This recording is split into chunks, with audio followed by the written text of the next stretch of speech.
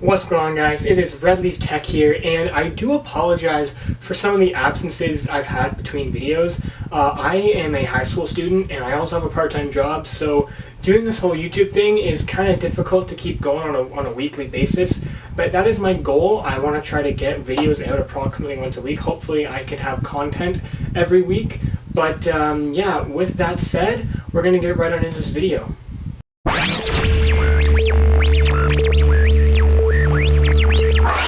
So some of you know I have been using the OnePlus X as my daily driver for the past 5 or 6 months.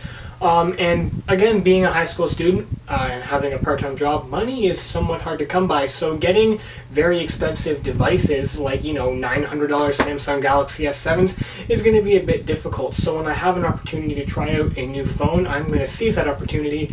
And I've had the opportunity to use the Samsung Galaxy S5 for the past 5 days or so.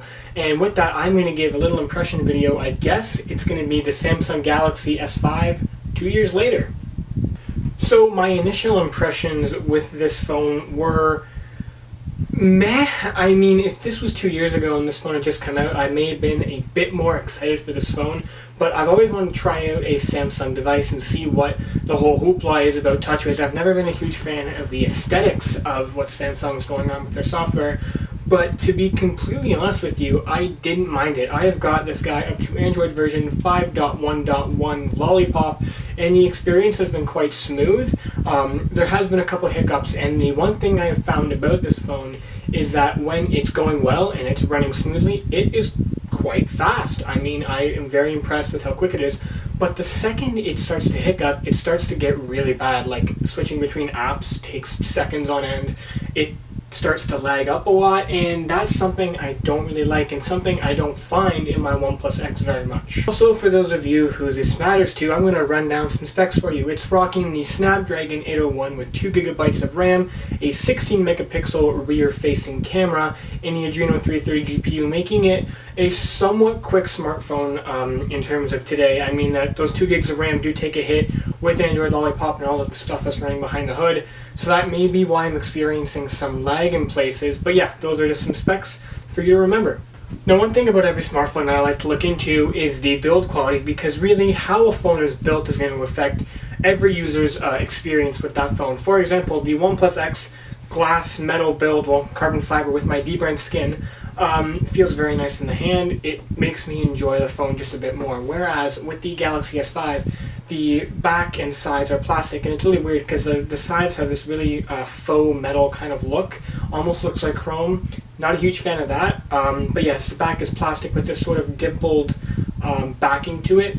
I mean, it makes the phone a heck of a lot easier to grip in your hand, and it also allows for you to remove the 2,800 milliamp hour battery and access external storage as well. However, I'm just not a huge fan of the whole plasticky feeling after using the OnePlus X for such a long time. Now, with the phone being so cheaply built, it actually allowed Samsung to make the phone IP67 certified, which basically means that it is water and dust resistant.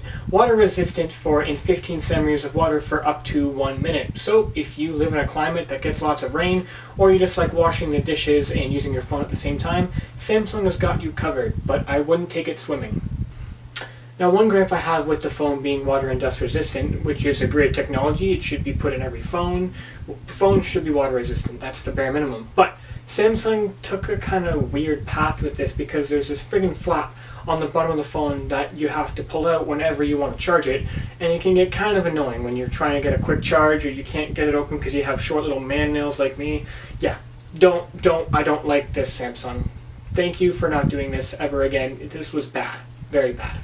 Now, in terms of their camera experiences, Samsung has been very well known to make some of the best cameras on smartphones, period. Like, just take a look at the Galaxy S7 and S7 Edge. Those things cameras like compete with DSLRs, but we don't have that. We got the S5, and for a 2-year-old phone, this thing performs quite well with its 16 megapixel rear-facing camera. Of course, I'm going to put some shots in this video for you guys to take a look at, but yeah, I am very impressed with this camera. Now, one thing I would like to add about the build quality of this phone is the buttons. For a flagship smartphone from 2 years ago, I can't believe people accepted these as flagship style buttons. Like the power button and volume rockers sit almost completely flush to the device, and they are very difficult to decipher and press. And the home button, which has a fingerprint sensor embedded into it, is so shallow and mushy. I can't believe they were able to pass this off. That is one of my biggest gripes with this phone. I can't believe the buttons are so incredibly bad. Now, yes, this phone has a fingerprint sensor. Is it good? No, it's terrible.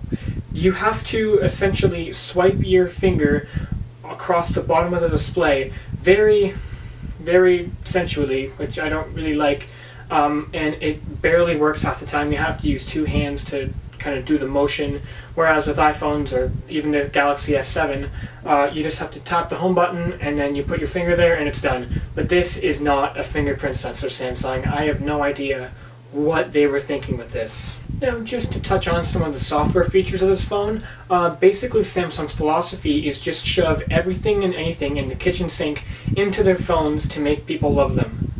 No, stop it, Samsung. Like, I don't want to tilt my phone back and forth to scroll up and down web pages. I don't want to do that. I rarely use half of the software features on this phone because they're pointless and stupid. But that's my opinion. And the aesthetics of this phone, I just don't like the whole look of TouchWiz. I'm not a huge fan of that. And the settings, all the settings. Like, the settings, there's just an infinite scrollable page of settings. There's no unification, there's no organization. It's just settings upon settings, and I don't know what to do with myself at that point. It's terrible. I mean, I guess with the Galaxy S7 they've somewhat cleaned up TouchWiz. It's not really called TouchWiz anymore, but with Marshmallow they have cleaned up TouchWiz quite a bit.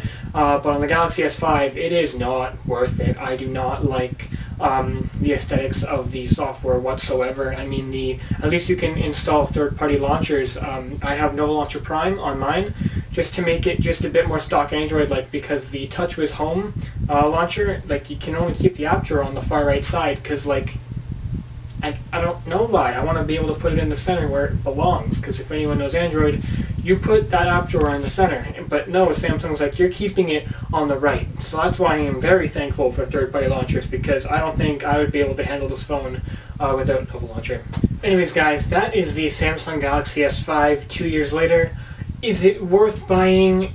No. I mean, with the Galaxy S7 and S7 Edge just launching, you can probably find the S6 for a much cheaper price, which has a much better design, better camera. You know, it's got the glass and the metal around the sides, much better built than this thing.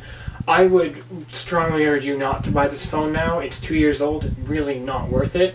But yeah, those are just my impressions of this phone. And yeah, thank you so much, guys, for watching. Have a great day. Peace out.